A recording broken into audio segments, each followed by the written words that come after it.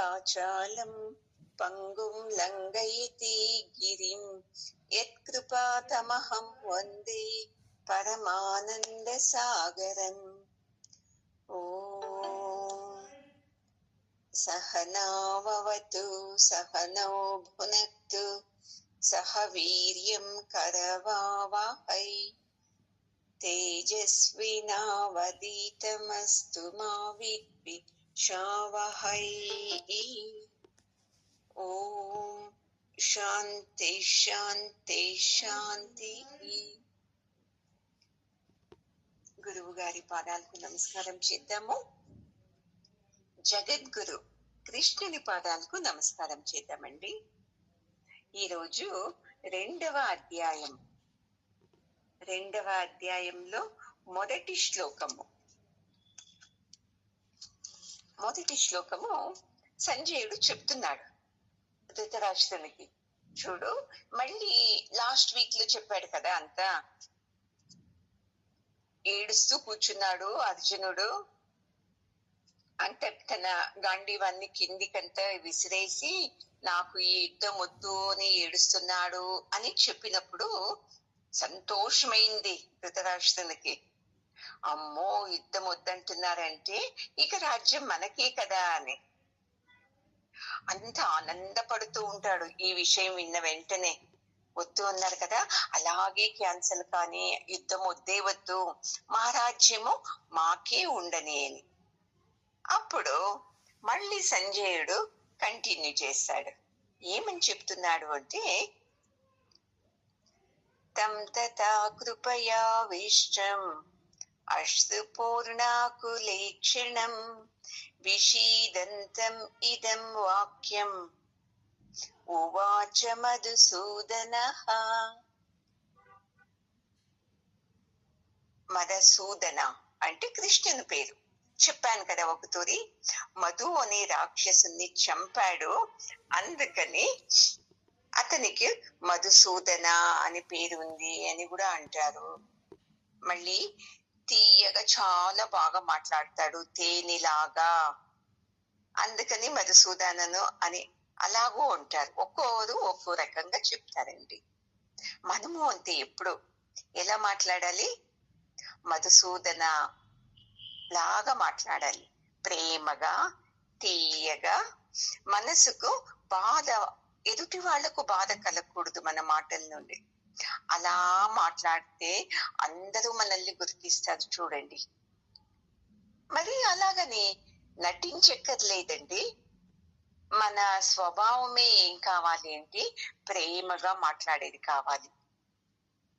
ఎంతటి స్థితిలో ఉన్నా కానీ కోపాన్ని వ్యక్తం చేయకూడదు. ఆ విషయాన్ని కూడాను సమాధానంగా చెప్పాలి. మళ్ళీ కొంతమంది ఉంటారు, ఎంత చెప్పినా వాళ్ళకి అర్థం కాదు. అప్పుడు కోపాన్ని నటించాలి. అర్థం చేసుకోండి, కోపంతో మాట్లాడడం కాదు, కోపాన్ని నటిస్తూ తప్పుని దిద్దాలి. మళ్ళీ తర్వాత అదే తప్పుల్ని నీవిలా చేసావు, నీవిలా మాట్లాడావు, నీది తప్పు అనకూడదు. అప్పటికే వదిలేసాయాలి. తప్పు తిద్దిన వెంటనే వదిలేసి తర్వాత మళ్ళీ ప్రేమగా మాట్లాడుతూ ఉండాలి. ఇలా మాట్లాడాలి అంటే చాలా శక్తి కావాలి కదండి. ఎందుకంటే మనిషి స్వభావమే నా మాట వినాలి, నేను చెప్పినట్లు నడుచుకోవాలి అని ఉంటది. అందుకే మనము ఈ భగవద్గీత వింటూ వింటూ మొదటి తపస్సు ఈ మాట మీద మనము, ఈ వాక్కు అంటారు, ఈ మాట మీద నియంత్రణాన్ని మనము పొందాలి చూడండి. అప్పుడు మాట మీద నియంత్రణ మనకు వచ్చింది అనుకోండి, మనల్ని కూడా ఎంత బాగా మాట్లాడతారు వీళ్ళు. ఆ పరమాత్ముడు మధుసూదనుడు మాట్లాడినట్లే మాట్లాడుతారు కదా అని అంటారు చూడండి. ఈ శ్లోకంలో సంజయుడు చెప్తున్నాడు, మహారాజా, నేను చెప్పాను కదా, అర్జునుడు చాలా దుఃఖభరితంగా తన గాంధీవాన్ని వదిలేసి తల మీద చేయి పట్టుకొని, కృష్ణ నాతో ఏది కాదు, యుద్ధం చేయడానికి కాదు అన్నాడు కదా. అందుకని ఇప్పుడు కృష్ణుడు చెప్తున్నాడు. అర్జున్ని ఆ స్థితిలో చూసి కృష్ణునికి చాలా బాధ కలిగింది. ఎందుకంటే ఎంత మంచి వీరుడు, శూరుడు, అంత మందితో మన్ననగా తీసుకున్నవాడు, ఏ లోకానికి వెళ్ళినా అక్కడ యుద్ధంలో జయించి వచ్చేవాడు. అలాంటి వాడు ఇలా ఏడుస్తూ ఉన్నాడంటే పాపం అనిపించింది పరమాత్మకు. అందుకే మహారాజా అలా కూర్చున్న అర్జున్ని చూసి కృష్ణుడు ఇలా చెబుతాడు. ఏమని చెప్తాడు అని చూద్దాం ముందుకు.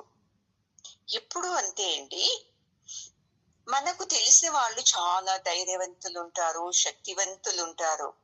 అయితే అలాంటి వాళ్ళను ఒక్కో సందర్భంలో చాలా కిందికి వెళ్ళి డిప్రెస్ లోకి వెళ్ళిపోయేసి ఏడ్చేస్తారు.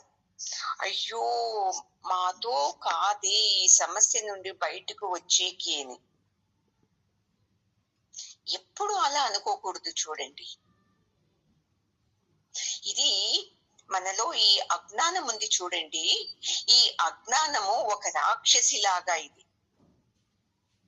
మనము మనలోని ఈ అజ్ఞానం అనే రాక్షసిని చంపాలి. చూడండి, లేదు అంటే అర్జునుడు ఎలా దుఃఖిస్తూ కూర్చున్నాడో అలాగే మనమును చిన్న చిన్న విషయాలకు దుఃఖిస్తూ, పెద్దగా యోచిస్తూ, పెద్దగా అర్థాలు మనమే ఊహించుకుంటూ ఆ చిన్న విషయాన్ని పెద్దదిగా చేసేస్తాము. ఎందుకంటే ఈ అజ్ఞానం అనే రాక్షసి మనలోకి వెళ్ళి మనల్ని ఇలా ఆటాడిస్తుందండి. అక్కడ పరమాత్ముడు మధు అనే రాక్షసుని ఎలా చంపాడో మనము అంతే మనలోని అజ్ఞానాన్ని మనమే చంపాలి. చూడండి, మీలోని అజ్ఞానాన్ని నేను చంపడానికి అవుతుందా అండి?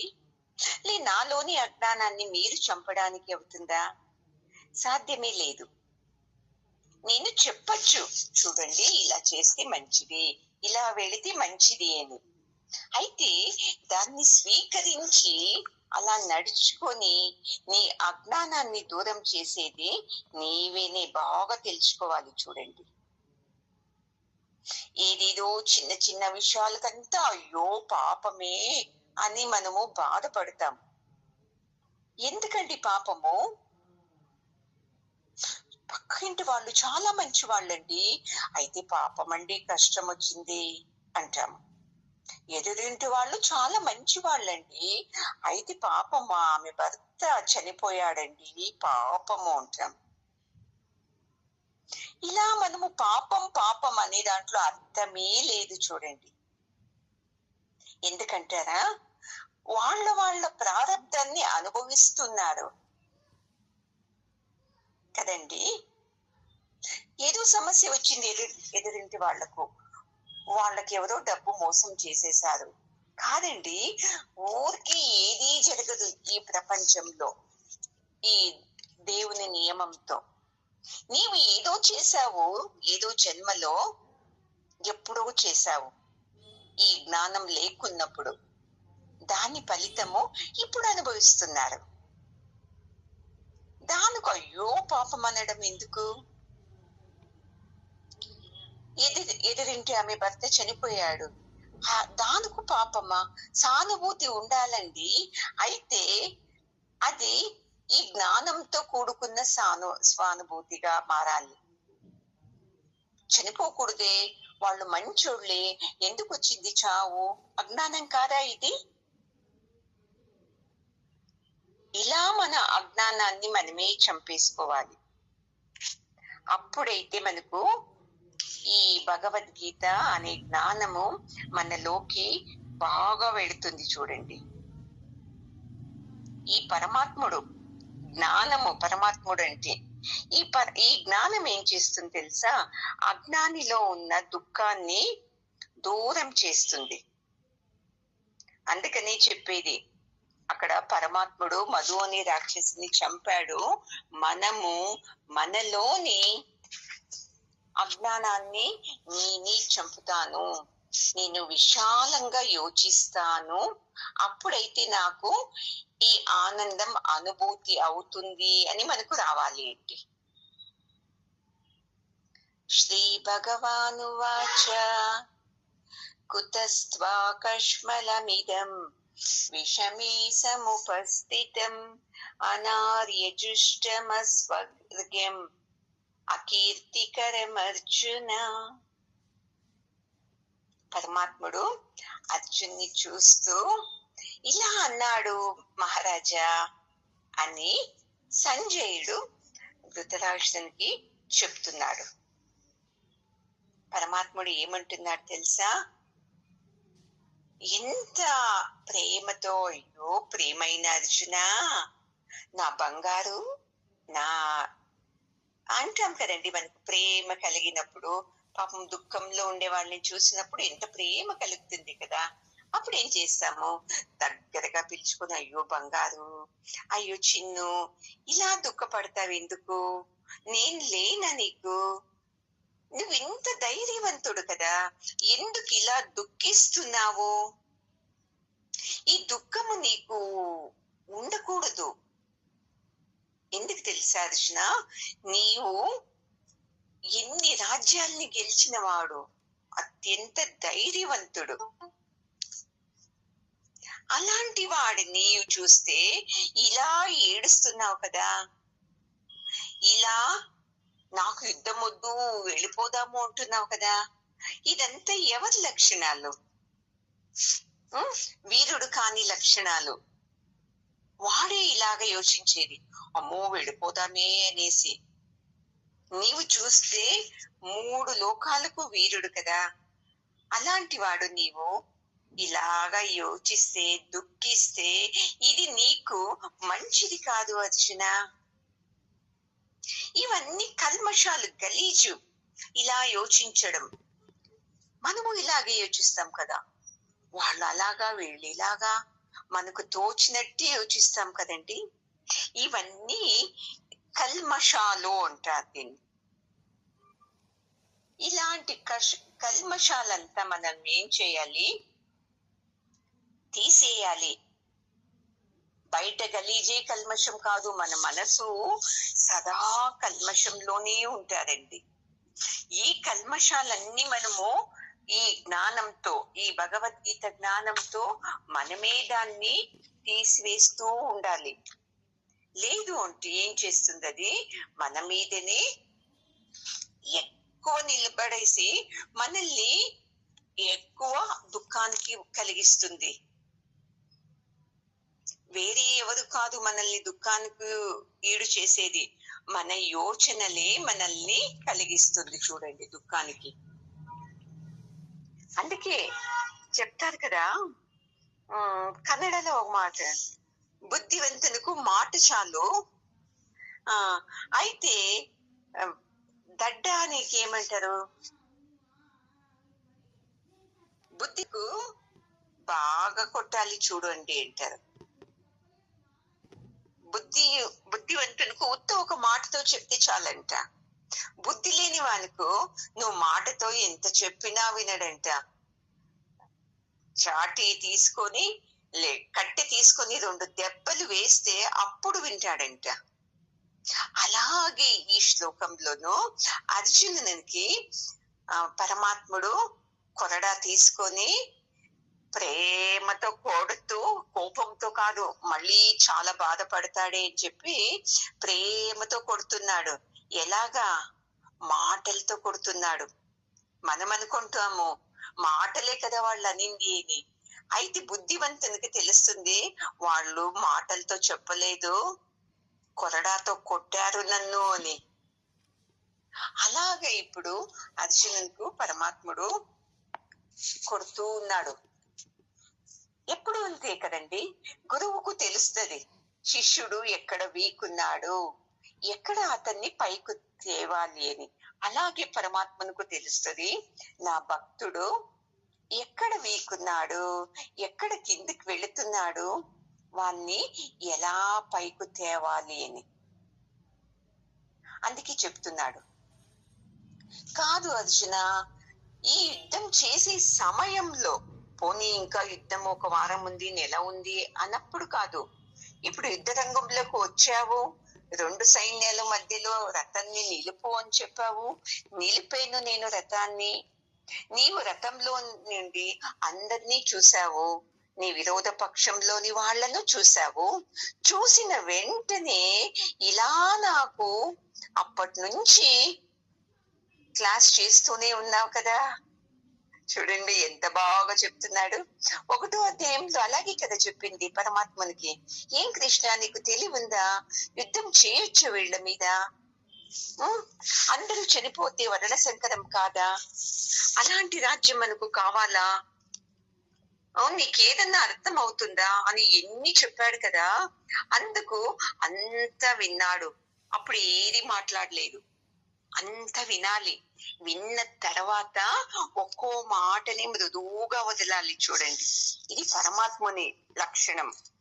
మనము వాళ్ళు ఒక మాట అంటుంటే మనము ఇక్కడి నుంచి 2 మాటలు అంటాము.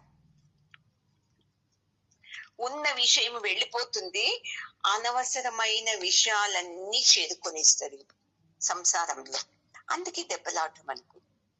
అందుకే పరమాత్ముడు చూడండి 1వ అధ్యాయంలో ఎన్ని శ్లోకాల్లో పరమాత్మనికి బుద్ధి చెప్పాడు, అలాగా ఇలాగా ఇలాగా అని.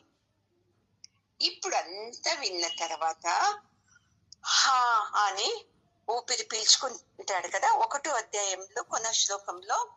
ఇప్పుడు పరమాత్ముడు తీసుకుంటున్నాడు తన మాటలని కొరడాతో తీసుకొని చెప్తూ ఉన్నాడు. కాదు, యుద్ధం వద్దు అని నీకు మొదటి అనిపించలేదా? మనమేమి రాత్రి అనుకుని పొద్దున్నే యుద్ధం చేయటం లేదు కదా. సంధానం వెళ్ళినప్పుడు వాళ్ళు ఇవ్వము, రాజ్యము ఇవ్వము, 5 గ్రామాలు కూడా ఇవ్వము అని చెప్పారు. అప్పటి నుంచి మనం ప్రయత్నం చేశాం కదా యుద్ధం చేయాలి అని. అలా అనే కదా ఈ 7 అక్షోహిణి సైన్యాన్ని చేర్పించింది. అప్పుడు నీకెందుకు అనిపించలేదు యుద్ధం వద్దు అని? అప్పుడు అన్నావంటే అలాగే చేస్తూ ఉంటుంది. మళ్ళీ మనము అడవిలేకో ఎక్కడో వనవాసానికి మీరు వెళ్ళేది అవుతా ఉన్నింది. అప్పుడు లేదు యుద్ధం చేస్తాము, ఏమి ఇలా చేశారే వాళ్ళు అని అన్ని చేసి ఇప్పుడు యుద్ధ రంగంలో వచ్చి యుద్ధం ఇంకా కొద్దిసేపుకి శురువు అవుతుంది అన్నప్పుడు నాకు యుద్ధం వద్దు అంటే ఏమనుకోవాలి నేను? చూడండి, ఇంట్లోనూ అంతే కదా. పెద్దవాళ్ళు పిల్లలకి అన్ని సర్ది చెప్తారు, అలా ఉండాలి, ఇలా ఉండాలి, మనమంతా ఒకే ఇంట్లో ఉండాలి అన్నప్పుడు అందరూ సరే అనేస్తారు. అవును, మాది పెద్ద కుటుంబం, అందరూ ఒక్క ఇంటిలోనే ఉండాలి, మాకు బలం ఎక్కువ అని. ఎప్పుడైతే పెళ్లిళ్ళు అవుతా ఉంటుందో అప్పుడు ఒక్కొక్క కొడుకు ఏం చేస్తాడు, లేదు నేను బయటకు వెళతా అంటారు. అది పెళ్లి కాకున్నప్పుడు ఏమన్నారు పిల్లలు, ఏమున్నాను తల్లి తండ్రి మీ సేవ చేసుకునే ఉంటాము, మీరే ముఖ్యం మాకు అన్నారు కదా. భార్యలు వచ్చిన వెంటనే ఏమన్నారు చూడండి, అర్జునిలాగే మనమును వ్యవహరించేది. అందుకే ఇప్పుడు చెప్తుండేది. ఆ రోజే చెప్పాను కదా నేను, యుద్ధం చేస్తామా వద్దా యోచించుంటే లేదు యుద్ధమే చేయాలి అన్నావు, ఇప్పుడు ఇలా అంటున్నావు. నీకు కొద్దిగా అర్థం అవుతా లేదా? మిమ్మల్ని వనవాసానికి పంపించారు, అజ్ఞాతవాసం చేశారు, మీరున్న ఇంటికి అగ్గి పెట్టారు, మళ్ళీ మీ భార్య ద్రౌపదికి ఎంత అవమర్యాద ఇచ్చారు.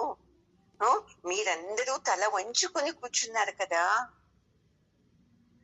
అవన్నీ సహించుకొని ద్వేషంతో యుద్ధం చేయాలి అని చెప్పారు.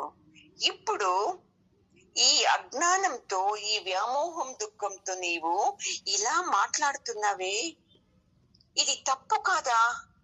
ఇది నిజంగా రాజుకు ఉండాల్సిన లక్షణమే కాదు. ఇది క్షత్రియుడైన రాజు ఏం మాట్లాడాలి?